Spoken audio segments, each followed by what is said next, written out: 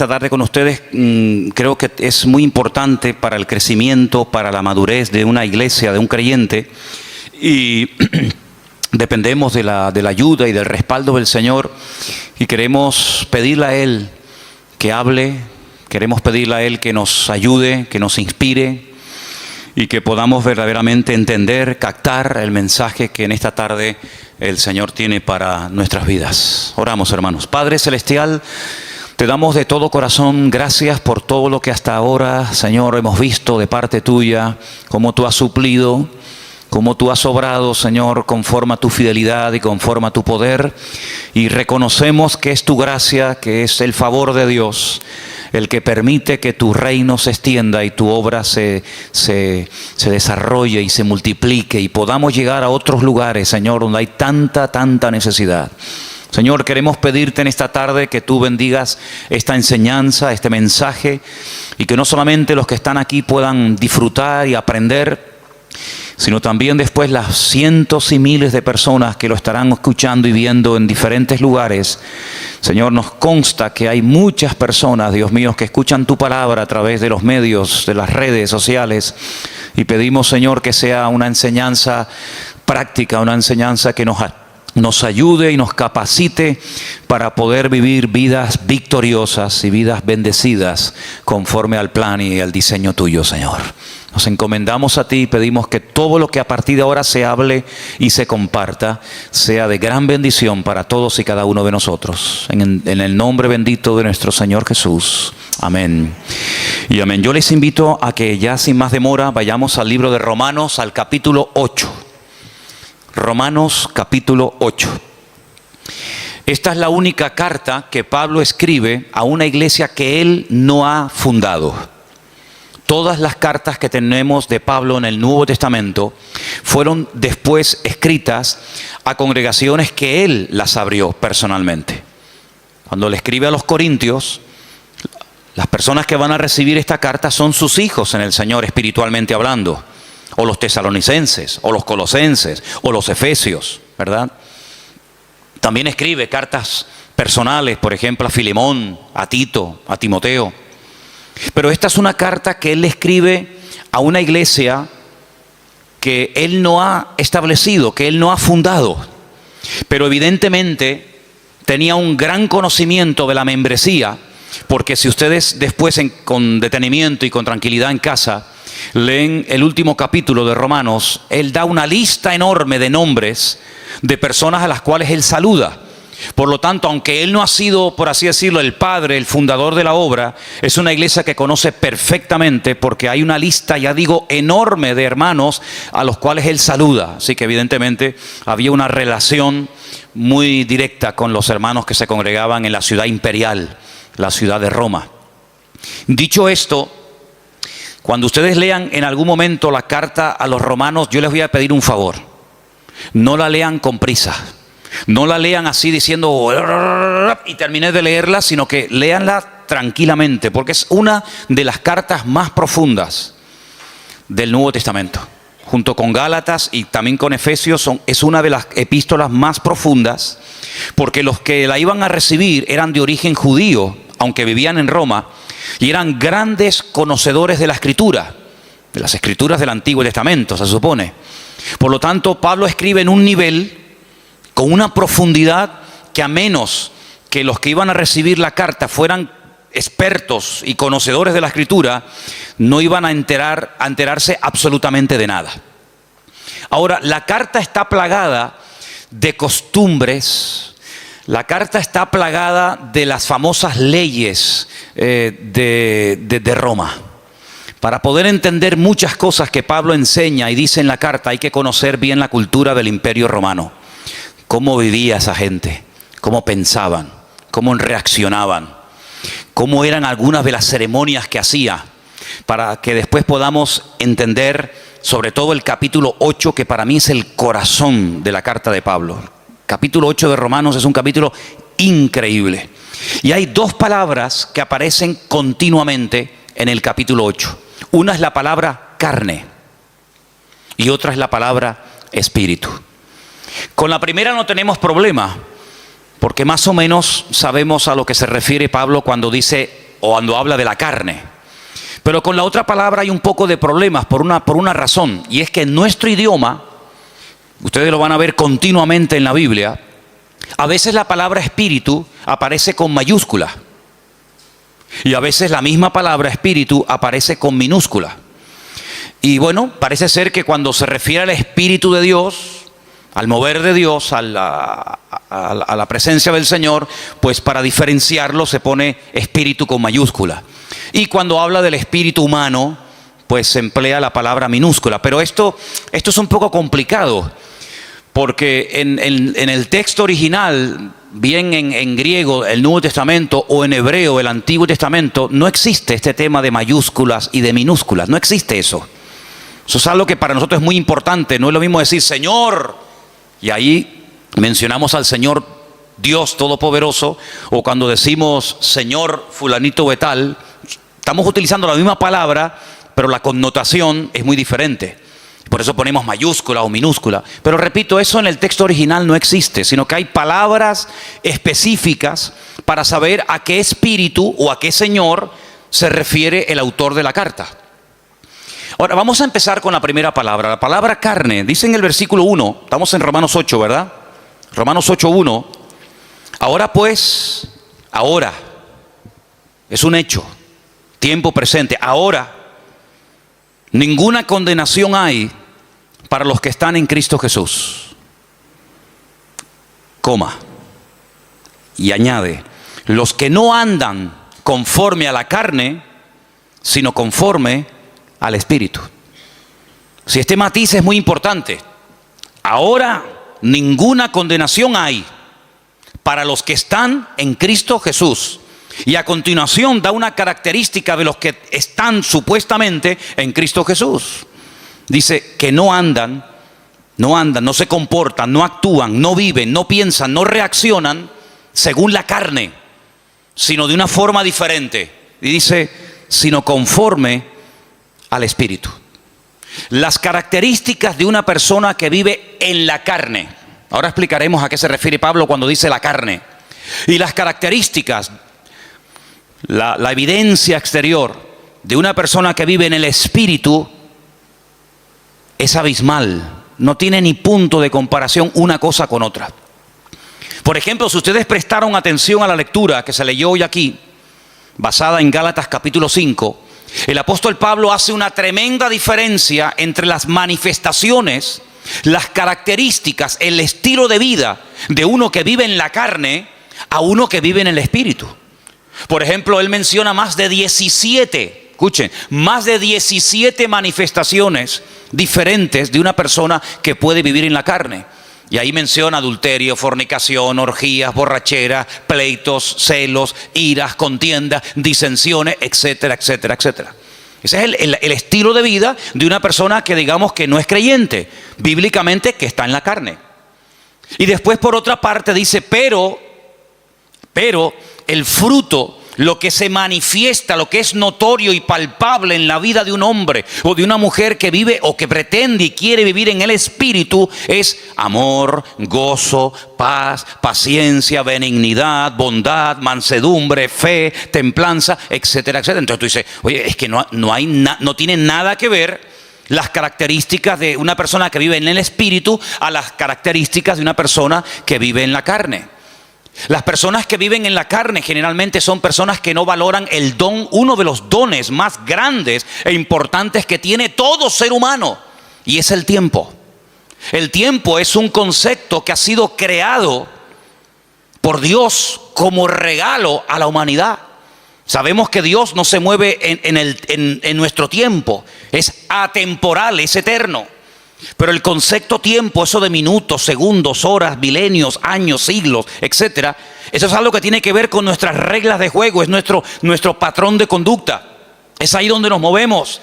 Y ese es un regalo que Dios le ha dado a todo ser humano. Mira, el ateo más ateo del mundo, cuando se levanta por la mañana, tiene 24 horas. Y el creyente más santo y más consagrado al Señor tiene exactamente lo mismo, 24 horas. Y una persona que no quiere saber nada de Dios, que tiene un modelo, un diseño de vida totalmente antagónico, apuesto al de un creyente, tiene una semana de 7 días. exactamente igual que la semana de 7 días que tiene un creyente. Luego, el concepto tiempo es un regalo universal. Los blancos, los negros, los ricos, los pobres, en todos los continentes de la tierra, el tiempo es igual para todo el mundo. Y una de las características de una persona que vive ajeno a la voluntad de Dios, ajeno al diseño de Dios, es decir, que vive en la carne, es que desperdicia el tiempo, no lo valora. Ahora, cuando Pablo le escribe a los que quieren vivir esforzándose en el Espíritu, dice, ojo, aprovechen bien el tiempo. Cuidado, porque el tiempo que pasa no se puede recuperar. Esa es una de las características del tiempo. Si ya no podemos volver al pasado, no existe máquina del tiempo, no hay regresión, no podemos volver atrás y decir, oye, ayer me quedaron por hacer esto, esto y esto. Amigo, pasó a la historia y nunca más ese tiempo, ese minuto, ese año volverá, nunca más.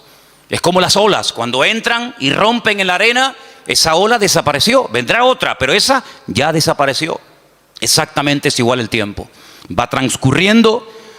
Y Santiago lo define como una especie de neblina. Dice que el tiempo, la vida, que está incluida en el factor tiempo, dice que es como neblina que pasa y cuando te das cuenta, se te fue la vida, amigo.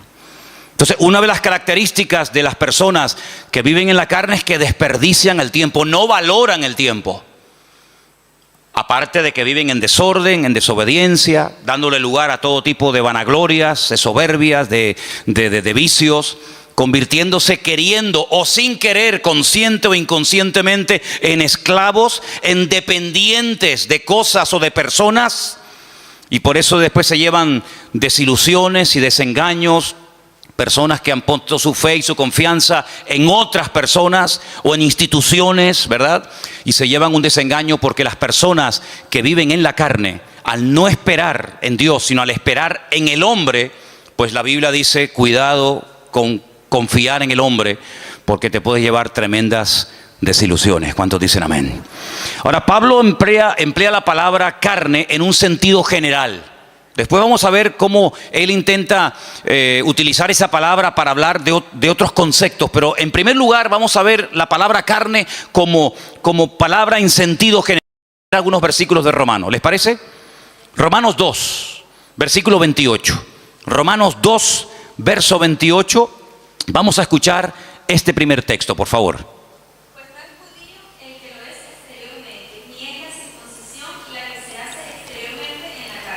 ¿Ves? Cuando Pablo habla del rito, de la ceremonia de la circuncisión, es una operación, es una marca que se le hace al varón a los 8 días. ¿En dónde? En la carne.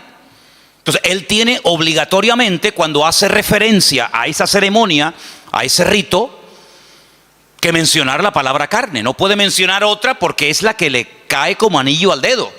Porque está hablando de la carne física, ¿verdad? Entonces la circuncisión, al ser algo hecho en la carne, tiene que utilizar evidentemente esa palabra. No tiene una doble connotación, sino que en ese caso se refiere literalmente a la carne, ni más ni menos. Cuando se habla, por ejemplo, de personas que vivieron en el pasado, como por ejemplo el patriarca Abraham, en el capítulo 4, verso 1, vuelve otra vez a aparecer el mismo término. ¿Lo leemos? Romanos 4:1. ¿Qué pues diremos que halló Abraham, nuestro padre, según la carne? Es decir, Abraham no es un personaje de la mitología. Abraham no es un personaje inventado de ciencia ficción, sino fue un personaje de carne y hueso. Y cuando se hace referencia al patriarca Abraham, se dice, bueno, ¿qué fue lo que encontró a lo largo de la vida el patriarca Abraham cuando estaba en carne? Es decir, cuando estaba vivo. Entonces es un término que puede tener múltiples aplicaciones, pero en los textos que estamos leyendo se emplea en su sentido literal. Tenemos también en el caso de Cristo, nuestro Señor Jesucristo, en el capítulo 1, versículo 3, otra mención a la palabra carne. Leámosla. Acerca de su Hijo, nuestro Señor Jesucristo, que era del linaje de David según la carne. Exactamente, es decir, si analizamos y estudiamos el árbol genealógico, es decir, los antepasados de Jesucristo, familiarmente hablando, estamos hablando de personajes de carne y hueso. Entonces vemos cómo Pablo, cuando habla acerca de la parte humana, no de la parte divina, sino de la parte humana del mismísimo Señor Jesucristo, tiene que recurrir al término carne, porque Jesús no era un espíritu. Jesús no era una visión que se presentaba y se desvanecía, sino que era una persona que tenía brazos, que comía, que sudaba, que se cansaba, que necesitaba caminar para trasladarse de un lugar a otro porque vivió en carne. Y Pablo utiliza esa palabra sin ninguna doble intención, sino con la connotación literal de dicha palabra. Ahora bien, Pablo también utiliza el concepto o la palabra carne haciendo referencia a nuestra antigua vida, es decir, a lo que éramos antes de conocer al Señor. Y ahora vamos a ver cómo el término pasa de su literalidad más rotunda y absoluta a un término que hace referencia a un patrón de conducta, a un estilo de vida que nos caracterizó durante años hasta que llegamos al conocimiento de la verdad. Comenzamos con Romanos 7, versículo 5. Ahora la palabra carne ya tiene otra connotación. Escuchen el texto. Porque mientras estábamos en la carne, las pasiones pecaminosas que eran por la ley obraban en nuestros miembros, llevando frutos para muerte. Cuando estábamos en la carne, pero Pablo, cuando tú estás escribiendo la carta a los romanos, ¿qué estás en el espíritu? Ya no existe la figura, el personaje de Pablo, sí. Pero cuando él está hablando acerca de nuestra antigua vida sin Cristo, dice cuando vivíamos en la carne, ya es otra connotación diferente. ¿Me explico? Romanos 8:4, otra vez refuerza el término. Para que la justicia de la ley se cumpliese en nosotros, que no andando conforme a la carne, sino conforme al Espíritu. Ahora hay una vida nueva en Cristo. Ahora hemos, como dice otro texto de la Escritura, pasado de muerte a vida. Y ahora la vida de un creyente no es seguir viviendo en la carne, sino vivir en el Espíritu. Ahora la palabra carne toma otra connotación. Hace referencia a lo que éramos antes, cuando estábamos, como dice él, en nuestros delitos y pecados, sirviéndonos a nosotros mismos en vez de servir al Señor. Romanos 8:8.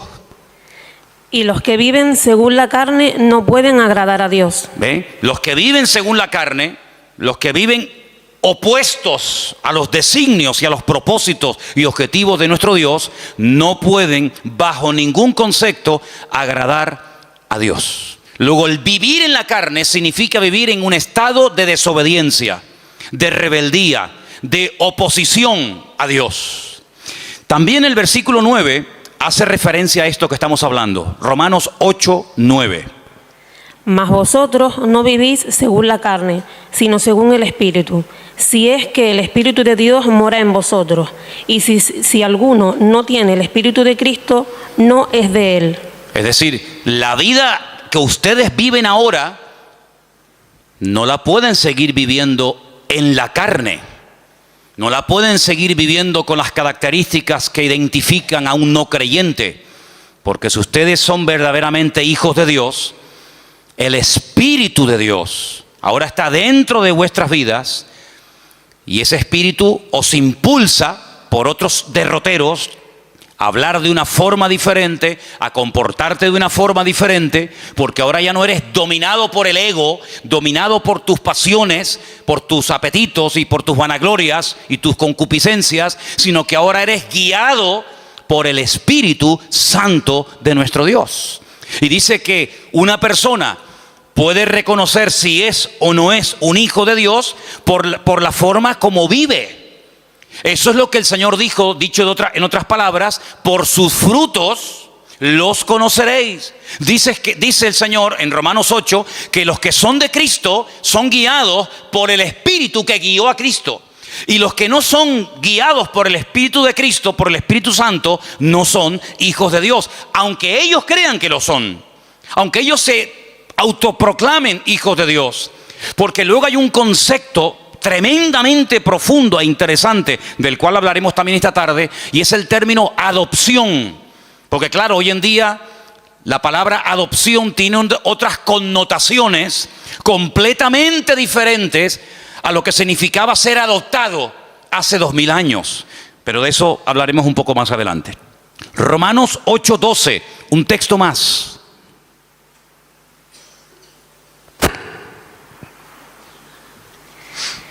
Así que, hermanos deudores, somos no a la carne, para que vivamos conforme a la carne. Muy bien, entonces hemos visto cómo Pablo utiliza la palabra carne como en el sentido literal, pero también utiliza ese término cuando hace referencia a una vida de desobediencia, fuera, ajeno a la voluntad de Dios. Y no hay nadie aquí, no hay nadie, ninguno de nosotros puede decir, yo nunca viví en la carne. Porque esa es una de las características innatas del ser humano. Pablo utiliza una analogía, la carta a los Romanos está llena de analogías, comparar una cosa con otra. Y hay un momento en el que Pablo, para que podamos entender más lo que es vivir en la carne con sus consecuencias y lo que es vivir en el espíritu con sus correspondientes consecuencias, echa mano del primer hombre, echa mano de Adán. Y él dice, en Adán todos pecamos. En Adán todos estamos en cierto sentido identificados. Y tú dices, bueno, pero yo no pequé como Adán. ¿Yo qué culpa tengo que Adán haya pecado para que Dios a mí hoy por hoy me considere culpable o pecador? Es que nosotros no somos pecadores porque pecamos. No. Nosotros pecamos porque somos pecadores. Lo voy a repetir. Nosotros no nos convertimos en pecadores cuando pecamos. Es que nosotros pecamos porque somos pecadores. Y nosotros no morimos porque hayamos cometido un pecado, sino que nosotros morimos porque Adán era el representante de la raza humana, aunque en ese momento no existía raza humana, pero era el cabeza de toda la raza humana que vendría posterior a él. Y todo lo que él hizo es como si tú y yo lo hubiéramos cometido. Prueba de ello que cada vez que vas a un cementerio, cada vez que vas a un entierro, te puede venir a la cabeza decir, esta es la consecuencia del pecado de Adán. Así como en Adán todos mueren, así como en Adán el sello, el estigma de la desobediencia, de la rebeldía y de ser pecadores es notorio y evidente, ahora el apóstol Pablo dice, pero hay un segundo Adán, y lo llama el Señor Jesucristo. Y así como en Adán todos mueren, en Cristo todos viven. Entonces nosotros tenemos que tomar una decisión cada día. ¿Como quién quiero vivir? ¿Como Adán o como Cristo? ¿Cómo quiero vivir? ¿En qué equipo quiero jugar? ¿En el equipo de Adán o en el equipo de Cristo? Porque si me identifico con Adán y cada vez que hago mi voluntad y cada vez que desobedezco y cada vez que rechazo a Dios, tengo que sufrir y experimentar a corto y a largo plazo las consecuencias. Pero si decido vivir como Cristo vivió, no te queda más remedio que tener el espíritu que Cristo tuvo a lo largo de su vida para poder vivir en victoria, como Él vivió todos los días de su vida como hombre en victoria. ¿Cuántos dicen amén? Y esto es un concepto que no nos entra en la cabeza. Porque uno dice, bueno, como Dios, no tengo ningún problema en aceptar que Dios es perfecto, ¿sí o no? Dios es perfecto, es inmutable, no hay sombra de variación. Dios no se cansa, Dios no está un día alegre y otro día triste. Dios es inmutable, Él no se cansa, Él da y no pierde, sino que Él sigue siendo Dios. Él es la fuente de la existencia misma. Pero como humano, como hombre, el Señor Jesucristo fue perfecto. Fue un niño perfecto. Y todos los que hemos tenido hijos o tenemos hijos, sabemos que nuestros hijos, como nosotros tampoco fuimos hijos perfectos, no hay un hijo perfecto. No hay una hija perfecta. Se puede comportar mejor o peor, puede sacar mejores o peores notas, pero no hay un hijo perfecto. Y Cristo fue hijo, y como hijo fue perfecto, y como hombre fue perfecto. Entonces eso quiere decir que vivió en una absoluta perfección durante toda su vida y en una absoluta y extraordinaria santidad, pero porque no fue tentado, porque si fue tentado es imposible vivir en perfección. No. Es que no tiene gracia, no tendría ninguna gracia ni ningún valor el que Cristo no haya sido tentado y viviera sin pecar, porque entonces, ¿cómo sabe si una persona ama o no a Dios si nunca es tentado? El Señor Jesucristo dice en la Escritura que fue tentado en todo, absolutamente en todo. Y ahora, todo lo que te puedas imaginar, fue tentado absolutamente en todo. Desde su más tierna infancia hasta el último momento de su existencia, tentado absolutamente en todo. Pero dice la Biblia que a pesar de que fue tentado en todo y experimentó el Señor tentaciones que jamás nosotros hemos experimentado, porque Satanás intentó por todos los medios habidos y por haber hacerlo caer y tropezar y que no cumpliera el propósito para el cual había venido, dice que nunca pecó ni se halló engaño en su boca. ¿Cuántos dicen amén? Porque el Señor Jesucristo, cuando habla acerca compara la ley con el sermón del monte, Él dice, oísteis que fue dicho. Y Él echa mano a textos del Antiguo Testamento que los conocía perfectamente. ¿Cómo no los va a conocer? Si Él era la palabra humanada, la palabra encarnada, hecho hombre. Pero Él dice, pero yo voy más allá de la palabra. Porque vosotros condenáis y castigáis al que comete el acto. Pero yo voy más allá del acto. El que lo desea y el que lo hace en su mente sin haber llegado al acto en sí mismo, igualmente está pecando. Es decir, que una persona puede estar pecando sin moverse de la silla. Una persona sin salir de su casa puede estar pecando. Porque no solamente es el acto en sí, sino que el Señor dice, hasta con la mente podemos llegar a pecar, ¿sí o no? No solamente con el cuerpo, sino que con la mente podemos estar ahora mismo pecando. Es decir que no es que Cristo no lo pillaron nunca infragante y cometiendo un pecado y por lo tanto pueden decir fue perfecto, pero luego en su mente era terrible. No, es que ni siquiera en la mente nuestro Señor Jesucristo pecó. Y eso es un concepto que a nosotros se nos escapa porque decimos perfección, vivir en la perfección durante 33 años de su vida, siendo presionado y teniéndolo todo en contra, pues eso es lo que dice la Biblia, que Jesús nunca pecó. Es el hombre perfecto. Y cuando tú ves, por ejemplo, los evangelios, y no me voy del tema, pero cuando ves los evangelios, tú ves que son diferentes exposiciones, diferentes formas de presentar una vida tan rica y tan amplia como la del Señor Jesucristo. Por ejemplo, Mateo lo presenta como el Mesías, el que estaba profetizado en las Escrituras y las cumplió. Pero Marcos lo presenta como un siervo perfecto, obediente, sumiso. ¿Por qué? Porque los destinatarios del Evangelio de Marcos eran los romanos. Y en la mentalidad de los romanos estaba el tema de la esclavitud y todo esto. Pero cuando, por ejemplo, Juan lo presenta no como el Mesías, sino lo presenta mucho más amplio, de 7 formas diferentes, como la luz del mundo, como el verbo hecho carne, como el pan de vida, como el camino, la verdad y la vida, la vid verdadera, etcétera, etcétera, etcétera. Pero cuando Lucas, que le escribe a un griego, Teófilo, el amado de Dios, a él le escribe a un griego, los griegos, la filosofía, la concepción de vida de un griego no era la de un romano. Tú coges a un romano y coges a un griego y sí, son 2 seres humanos, pero son totalmente diferentes. Es como si coges a un japonés y a un colombiano. Son 2 seres humanos, pero la mentalidad japonesa no es la mentalidad de un colombiano, de un venezolano, de un latino, de un español. No, para nada. Son 2 cosas completamente diferentes. La mentalidad de un griego es completamente distinta, diferente a la mentalidad de un romano.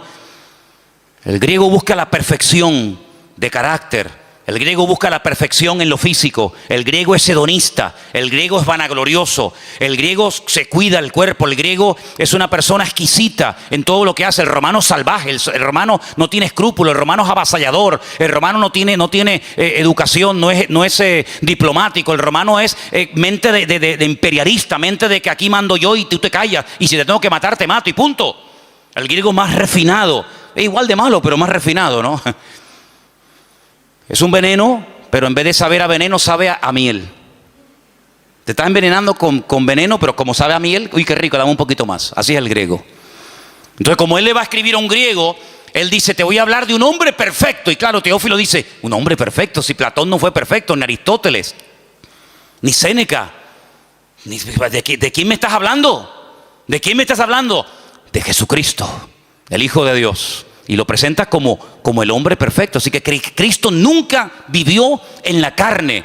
Ni siquiera cuando dormía su subconsciente le traicionaba. Jamás. Fue perfecto en espíritu, alma y cuerpo. Entonces lo que Pablo intenta en el capítulo 8 de Romanos decirle: hermanos, ahora nosotros hemos pasado de muerte a vida. Nuestra antigua vida estaba caracterizada por vivir en lo que él llama la carne.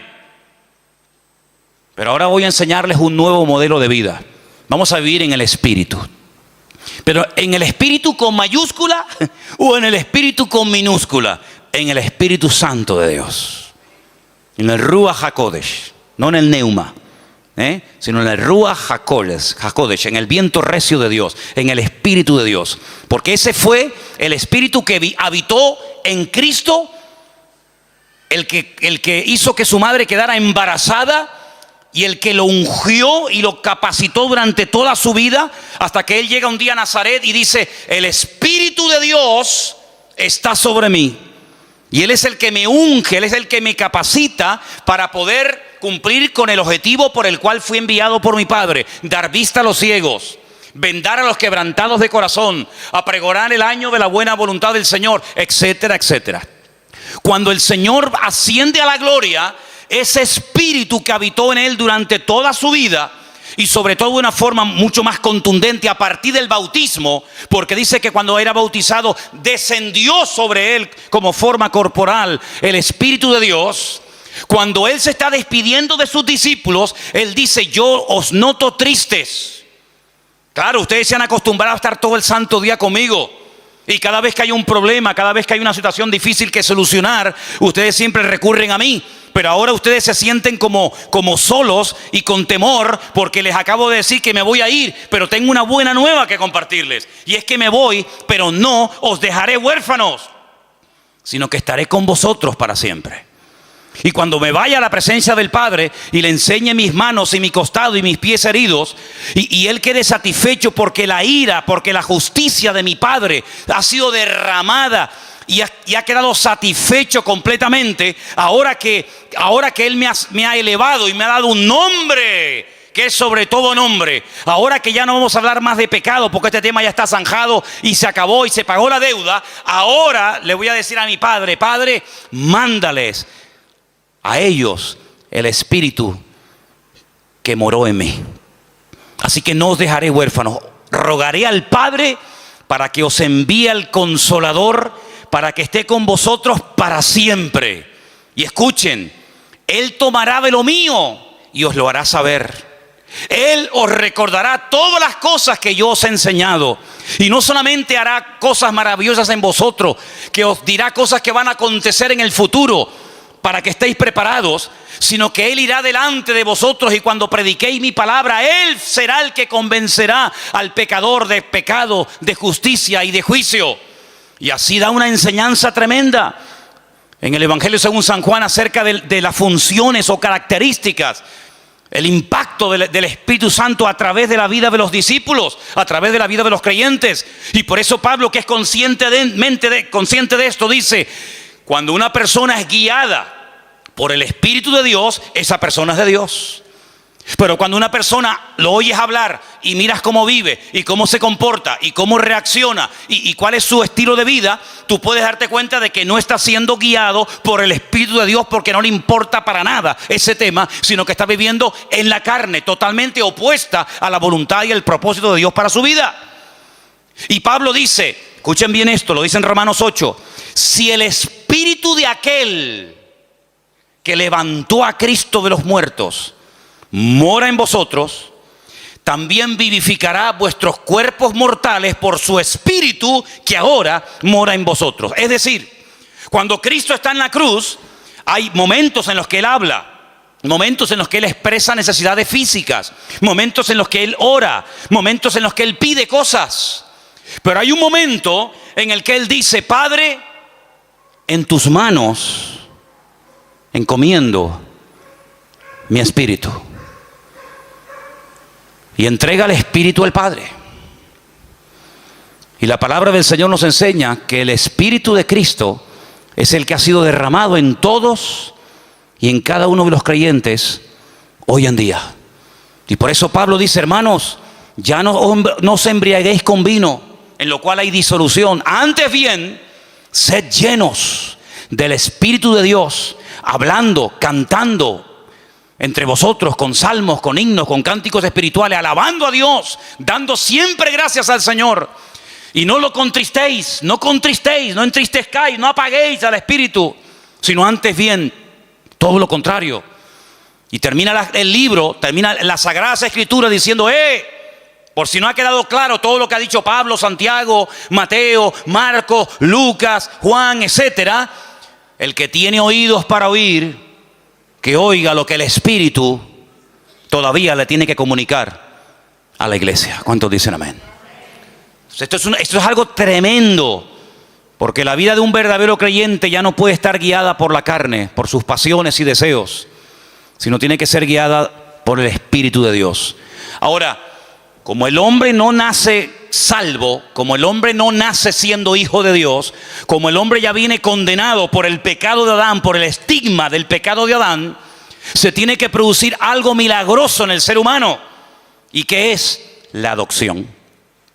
Y hablemos de la adopción. Quiero que vayamos a Romanos capítulo 8, del versículo 12 en adelante, y dice así, Romanos 8, versículo del 12 en adelante. Así que, hermanos, somos deudores, no a la carne, para que vivamos conforme a la carne. Porque si vivís conforme a la carne, moriréis. Mas si por el Espíritu hacéis morir las obras de la carne, viviréis. Porque todos los que son guiados por el Espíritu de Dios, estos son hijos de Dios. Pues no habéis recibido el espíritu de esclavitud para estar otra vez en temor, sino que habéis recibido el espíritu de adopción, por el cual clamamos, Abba, Padre. El Espíritu mismo, escuchen bien esto es tremendo. El Espíritu mismo da testimonio a nuestro espíritu de que somos hijos de Dios. Y si somos hijos, también herederos. Herederos de Dios, coherederos con Cristo, si es que padecemos juntamente con Él, para que juntamente con Él seamos glorificados. Ahora, la ceremonia, el acto de adopción en el Imperio Romano hace 2000 años era algo muy profundo, muy complicado y lleno de una ceremonia y de una parafernalia increíble. No es como hoy en día que dices quiero adoptar un niño y con dinero te vas a la China o te vas a un sitio y adoptas a un niño y te hacen una especie de test psicológico y ven si tienes los requisitos, si tienes la economía para hacerlo, etcétera, etcétera, etcétera. En el Imperio Romano, ¿cómo se adoptaba una persona? ¿Qué se hacía? Primeramente, había dos procesos. La palabra es mancipatio, la primera etapa de la adopción, y la segunda es vindicatio. Se cogían monedas, una balanza y 7 testigos, y se iba a la autoridad correspondiente, y lo que se hacía era como que se ponía a la venta a un hijo, a una persona. Entonces se decía, vendo a fulanito de tal. La persona con esas monedas las pesaba en la balanza y lo compraba. Volvía a hacer exactamente la misma ceremonia en ese momento o en otro momento o lugar. Lo ponía a la venta, lo subastaba y llegaba un momento en el que él pujaba otra vez y lo volvía a comprar. Pero la ceremonia, el acto más importante de la ceremonia era cuando se ponía a la venta a la persona y la persona que tenía capacidad para comprarla no pujaba y no lo compraba. Y si no lo compraba, la persona que lo ofrecía, automáticamente se rompía todo vínculo legal, la patria potestad sobre dicha persona, y el que lo comprara pasaba automáticamente a ser el padre, a adoptar a esa persona como uno de sus hijos. Estos 7 testigos, en el caso de que muriera el que había hecho la venta y el que había hecho la compra, estarían siempre preparados para presentarse ante las autoridades pertinentes de la época para decir, no, yo fui testigo de que este hombre vendió el día tal en tal lugar a fulanito de tal y esta persona pujó por él y lo compró por tal cantidad. Y entonces, ¿qué ocurría a partir del momento en el que una persona adoptaba, compraba? Porque la adopción no era por sentimiento, sino que había que dar un precio muy elevado para poder comprarlo. A partir de ese momento, todos los derechos y obligaciones que tenía el que había sido adoptado con su antigua familia o con la persona que lo había vendido, quedaban automáticamente anulados. Tú no tienes ya absolutamente nada que ver con este hombre que te vendió y que ya no tiene ninguna autoridad sobre tu vida. Segundo, si tú tenías deudas contraídas cuando eras hijo o cuando eras propiedad de ese hombre, en el momento en el que eres adoptado, todo tu pasado queda totalmente cancelado, todas tus deudas anuladas, y a partir de este momento comienzas a formar parte de otra familia con todos sus derechos, y todas tus deudas del pasado quedan anuladas. Y a partir de este momento legalmente eres considerado heredero legítimo de ese hombre que te ha adoptado como padre o te ha comprado para él. Y finalmente, si ese hombre que lo había comprado o adoptado tenía más hijos, estos hijos legítimos nacidos de su esposa no podían en ningún momento anular el acto de adopción que previamente se había establecido. Conociendo la ley romana, conociendo todo este proceso y toda esta parafernalia de la adopción, el apóstol Pablo dice: nosotros pertenecíamos a un dueño terrible que nos tenía la vida amargada. Éramos esclavos del pecado, pero no mires el pecado como el problema. El problema no solamente era el pecado, el problema era el que estaba detrás de los pecados, y era nada más y nada menos que el príncipe de las tinieblas, Satanás mismo.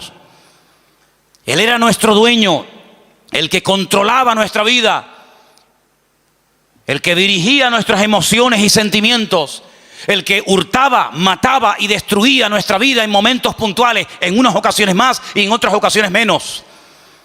Y llegó un momento en el que alguien pujó por nosotros. Llegó un momento en el que alguien nos quiso comprar y nos compró a precio de sangre, su propia sangre. Y el que nos compró se llama Señor Jesús. Y ahora lo mismo que Él va a heredar, vosotros también lo heredáis juntamente con Él, porque ahora no solamente sois hijos adoptivos de Dios, sino que ahora sois coherederos con Cristo juntamente con Él. Pero había 7 testigos que en cualquier momento podían ser llamados para testificar de que eso se había producido. ¿Y dónde están esos testigos?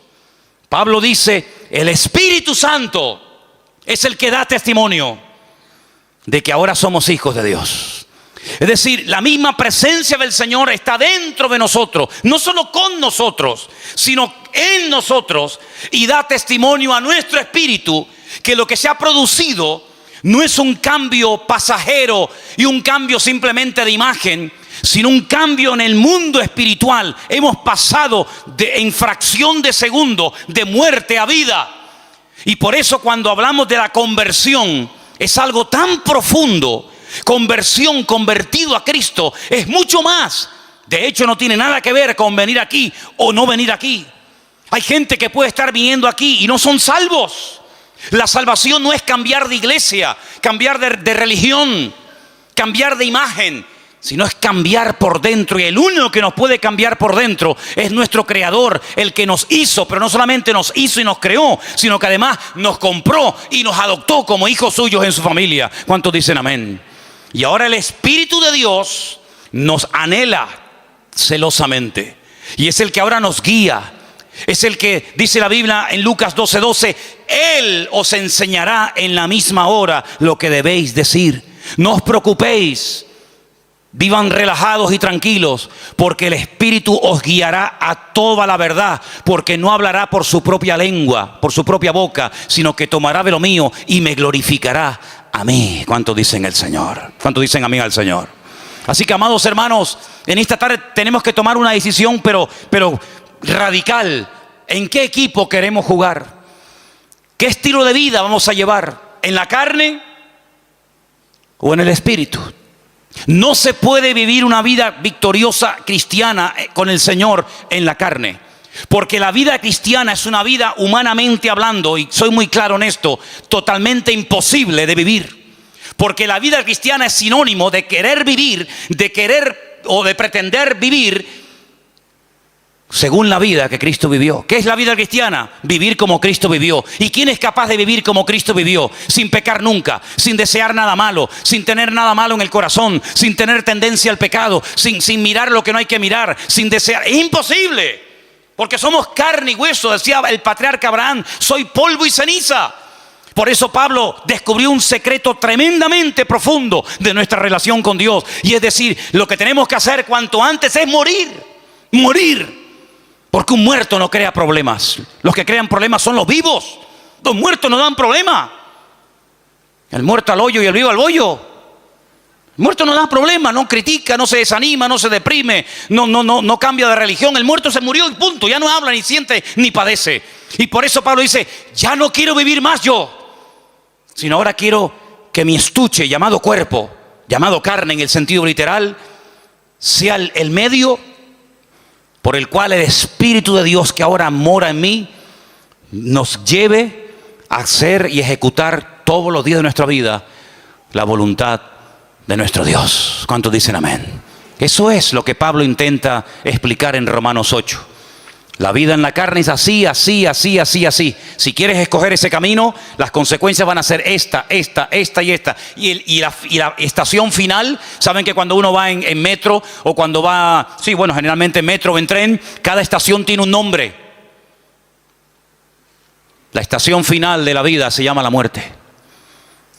Y por eso ha habido intentos, el hombre ha hecho intentos por tratar de corregir el rumbo de la naturaleza humana.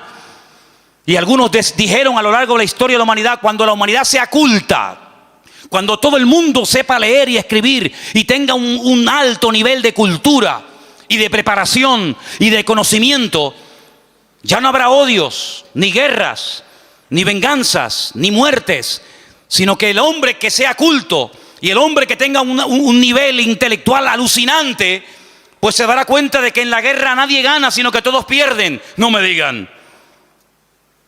La gente más sabia y culta de Europa fueron los que crearon una guerra donde murieron más de 65 millones de personas. Y era el país más culto y con más conocimiento que jamás ha existido. Así que se demostró que no es el conocimiento ni el saber lo que hace que el hombre no peque. Entonces otro dijo: no era ese el camino. El camino es que todos sean iguales. Porque así se evitan las envidias y los celos. Tú tienes más, yo tengo menos. Tú eres rico, yo no llego a fin de mes. Tú tienes un cochazo, yo tengo que ir caminando. Cuando todo el mundo sea igual, no haya propiedad privada y todo sea de todos, entonces el hombre será feliz. Ya. Vamos a intentarlo. Y los que inventaron esto dijeron: vamos a probarlo. Y tuvieron 70 años.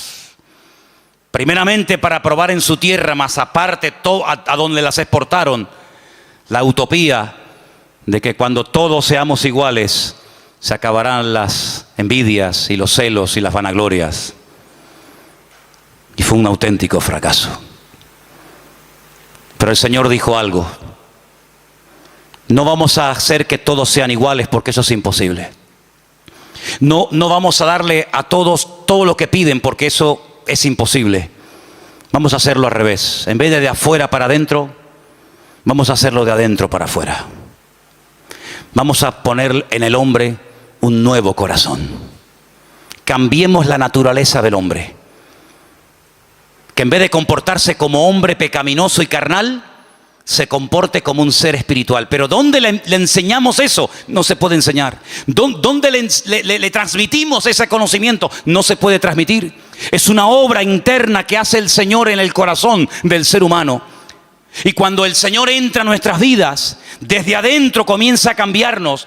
Y entonces Pablo dice: sé vivir en abundancia y sé vivir en escasez. Porque todo lo puedo en Cristo que me fortalece. Ya no me importa si tengo o no tengo. Ya no me importa si me aman o me odian. Ya no me importa si soy aplaudido y venerado o soy criticado y calumniado y perseguido. No, ya no me importa eso. Porque ya no son los factores externos. Ya no es el tener, ya no es el ser, sino es la nueva criatura que el Señor pone en nuestros corazones. Eso, todos los sistemas habidos y por haber, todos los sistemas, y ustedes mencionen ahí los que quieran, todos han sido un auténtico fracaso, porque todos intentan desde afuera cambiar y perfeccionar la vida del hombre, pero el Señor lo hace de adentro hacia afuera, y dice: el que cree en mí, de su interior correrán ríos de agua viva. Pero hay algo que tengo que decir como palabra final.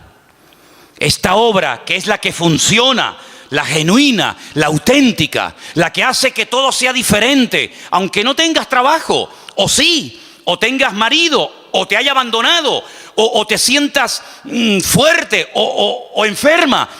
Esta obra perfecta, que es cuando el corazón es cambiado, cuando el Espíritu de Dios entra en el corazón y dice que lo convierte de carne a un corazón, de piedra a un corazón de carne. Cuando te circuncida el corazón, esta obra, que es la que funciona y perdura, hay un factor para que funcione que es de vital importancia, y es la voluntad humana. Porque el comunismo se implantó, te guste o no, y las leyes se adoptan, se adaptan o se cumplen, te gusten o no. Pero esta ley divina que transforma la naturaleza del hombre no se puede llevar a cabo si el hombre se cierra y dice: no me interesa, quiero seguir viviendo a mi manera.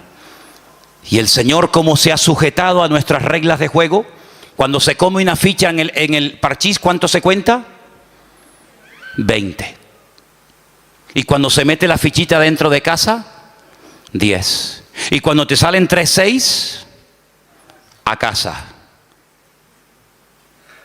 Son las normas. ¿Sí o no? Pues el Señor dice: ustedes han creado unas normas ajenas a mi palabra, y una de las normas que ustedes tienen es que se creen autosuficientes.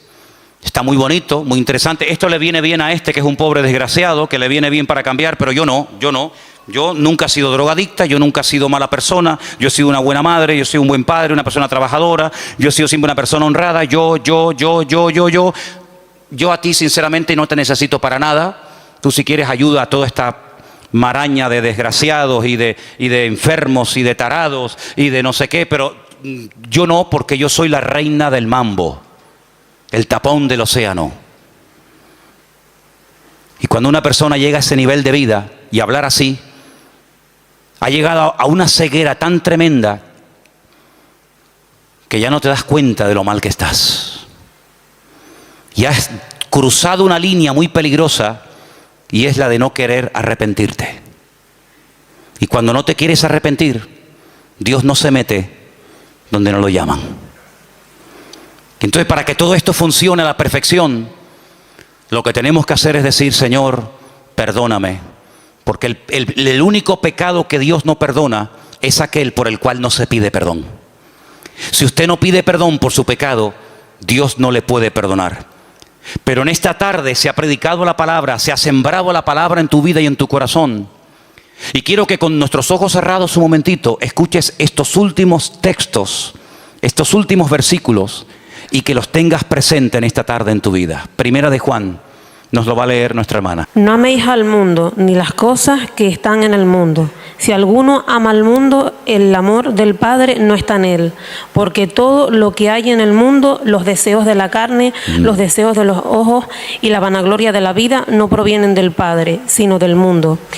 Y el mundo pasa y sus deseos, pero el que hace la voluntad de Dios permanece para siempre. Amén, así es. Cuando alguien ama al mundo, cuando alguien ama las cosas del mundo, dice que el amor del Padre, el amor de Dios no está en él. Así de simple. ¿A quién amas? ¿Dónde está tu corazón? Dice que donde está tu tesoro, ahí estará tu corazón. ¿Dónde está tu corazón? ¿Dónde está tu tesoro? Si tu tesoro no es Dios, ¿cómo lo vas a amar? Si tu tesoro no es la voluntad de Dios, ¿cómo la vas a querer hacer? Cuando se vive en la carne, es imposible agradar a Dios. Las consecuencias de vivir en la carne, a corto y a largo plazo, es esclavitud, desilusión y finalmente muerte. Pero el resultado de vivir en el Espíritu es que uno es guiado a la verdad. Uno es guiado en la vida por el camino que uno quiere ser guiado. Escucha bien esto. Si quieres ser guiado por el Señor te va a guiar. Y esto es algo intransferible. Papá no puede trasladar esta vida a los niños, aunque quieras, ni los niños a sus padres, ni la esposa al marido, ni el marido a la esposa. Es algo personal, individual. Y por eso en esta tarde yo te hago esta pregunta, delante de la presencia del Señor. ¿Qué modelo, qué estilo de vida vas a elegir hoy? ¿Vivir en la carne? ¿O vivir según el diseño divino? Vivir en el Espíritu que guió a Cristo, el Espíritu que lo acompañó siempre y que dio a su pueblo por un mismo Espíritu. Fuisteis todos bautizados en un cuerpo, dice el Señor. Así que en esta tarde tú tienes la última palabra. Yo te he compartido la palabra, se ha sembrado en tu corazón la buena semilla. Pero no dejo de reconocer que en esta tarde puede haber pedregales, puede haber espinos o puede haber buena tierra. Confiamos en ello. ¿Qué vas a hacer con la palabra oída? ¿Qué vas a hacer? ¿Qué vas a hacer? ¿Qué camino vas a escoger? ¿Vivir en tu ego, en tu yo, en tu carne? ¿O decir, Señor, enséñame? ¿Qué tengo que hacer, Señor? En esta tarde te damos muchas gracias por tu palabra, que es viva, es eficaz. Siempre habla, siempre ministra, siempre toca. Nunca vuelve vacía, sino que se siembra y hará la obra para la cual fue enviada. Señor, confiamos de que sea hoy tu Espíritu Santo el que convenza los corazones. Nosotros hacemos nuestra parte, nuestra obra, pero eres tú el que tocas, el que hablas a las vidas. Y yo te pido, Señor, que no haya reacciones basadas en sentimientos o en emociones, sino única y exclusivamente porque están respondiendo al llamado del Señor. Si en esta tarde tú estás aquí y quieres vivir conforme al Espíritu de Dios, haciendo su voluntad, díselo a Él, díselo. Yo quiero vivir conforme a tu voluntad, Señor. ¿Te das cuenta cómo uno puede vivir de una manera u otra? Tú decides, ser humano, criatura de Dios, tú decides. Yo te animo a que en esta tarde tú le digas al Señor, aleluya, que tú le digas al Señor en esta tarde, yo quiero vivir